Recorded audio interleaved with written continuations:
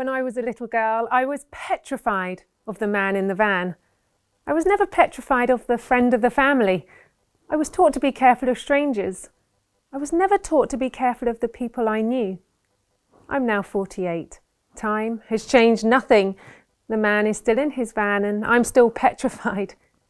But more importantly, it doesn't seem to occur to anyone that we should be more cautious of the people we know, or more specifically, the people we know who behave in a way they shouldn't, because then what?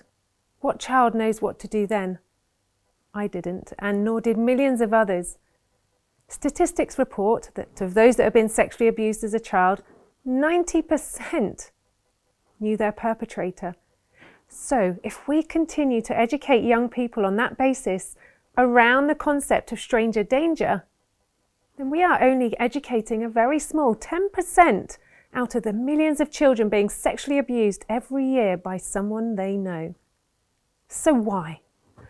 Why are we still sharing the message about stranger danger when clearly the greater danger for children is much closer to home? The misalignment of that 90-10 statistic, combined with the guidance we offer young people, produces a stark reality. Young lives are being catastrophically ruined. As a child, I was groomed and sexually abused. We knew my perpetrator. This man crawled out of his darkness and into my life with a bag full of kindness and generosity. He was nice to me. I had a new friend. He took a great deal of time to nurture and understand me. He made me feel less lonely. He seemed to show up in my life at just the right time. I was firstly drawn to his kindness and that he made me feel listened to, and I liked that he showered me with shiny nice things. And in the blink of an eye, he'd created a bond that I valued. But crucially, as that child, nothing seemed wrong. I speak to survivors of child sex abuse all the time, and each story is heartbreaking in its own right. But despite the unique and unbearable pain that associates itself with each abuse survivor, the common denominator remains the same. They knew their perpetrator. And by the way, no one tells you that you might actually like your abuser, or that you may already love them, and that later on in life you will be riddled with complexities around this feeling, that you won't know how to cope. You definitely won't understand trauma bonding or appreciate what it means to be triggered by a familiar smell, piece of music or place.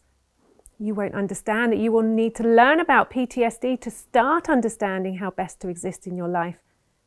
And you definitely won't know that to cope, you will probably need to dissociate or avoid a conversation that could trigger a feeling, or at worst, an abreaction. The whole thing's a mess. The complexities around child sex abuse are huge, and I am only scratching the surface. As children, we are taught to respect our elders. Be polite, listen, don't answer back. Adults know best, they are our teachers, and as children we trust them.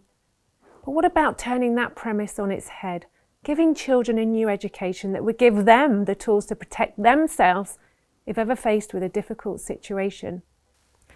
Have you ever empowered your child to be able to say no to an adult they knew?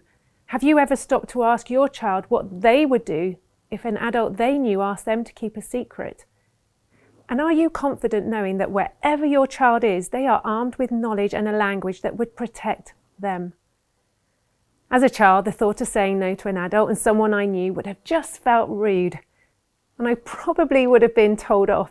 But if that adult was a menacing stranger, then I had full permission to not only say no, but to scream and shout and do anything I could to draw attention. Of course, this isn't about being scared of everyone we know and love, but it is about giving young people the right tools to know how to handle difficult situations. And this may well be an uncomfortable conversation to have. But if we want to make a difference, if we want change, and if we want to make sure that children aren't being stripped of their innocence and left with traumatic challenges for the rest of their life, then that uncomfortable conversation is a low hurdle to jump. Protecting children seems like the most natural thing that a parent can do, but the guidance being shared with its focus on stranger danger is just not aligned with real life. I recently asked 50 children aged 4 to 16 years old what they thought the word inappropriate meant. The majority of the responses I received showed no real comprehension of that word, but more importantly, these responses and the lack of understanding would not protect a child standing in front of a potential groomer. I then wanted to know what these children thought the word trust meant, and whilst the comprehension of that word was much more solid, there was still confusion around when and when not to allow trust. Trust can be really misconceived when used in inappropriate circumstances. So if we are telling children to trust by letting someone in to help make them feel safe, then this could be opening dangerous doors. And here's the rub. Of course we need to keep children innocent and enjoying the magic of their young lives with the people they love. But how can any child judge a situation if they cannot distinguish between right or wrong?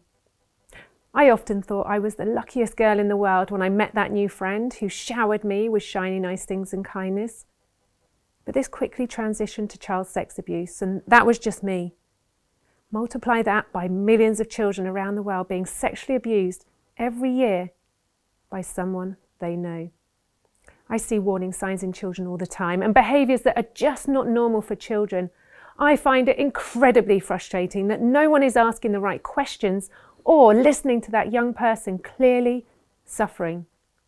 I recognise now that my behaviour as a young girl changed rapidly, and it wasn't long before I was in junior psychiatric care being labelled a juvenile delinquent, being told I was a failure, the girl going nowhere. A few warning signs of something more sinister. I made it my personal responsibility to find out more than the 90-10 statistic by engaging in holistic conversation with people from all over the world. I've spoken to survivors, authorities, whistleblowers, prison officers, therapists, support groups, charities, and sex offenders. By listening to these voices on the subject of child sex abuse, we can introduce conversations that can bring about change, fundamentally offering greater protection around young lives. We can educate young people to understand what healthy relationships look like, and by using this education we can then guide young people to recognise what a potential groomer might look like, giving young people the right tools to be able to cut the perpetrator off before anything sinister happens. Have you dug a little deeper with that child who just seems, well, different? Have you dug a little deeper with that child whose behaviour has just changed? Maybe that child is suffering in silence and needs you to be brave for them. My determination to have these uncomfortable conversations is anchored around a desire to see children sleeping peacefully at night with happy dreams, not nightmares that darken their days and strip them of their childhoods. On many levels, the subject of child sex abuse continues to be the elephant in the room. I've been with people who just don't want to hear about these stories because it upsets them. But what about the child that's been degraded and traumatised? What about their upset? How about lending a more patient ear to the child attempting to tell you about the darkness in their life, or being more aware of warning signs pointing towards a bigger and more important consideration? This is clearly a huge beast of a conversation that not many want to fully acknowledge or engage with, but we need to, because it is a life-destroying reality. Once you have been sexually abused as a child, your life changes forever. You don't live the normal that others talk about, because you will never know what that means.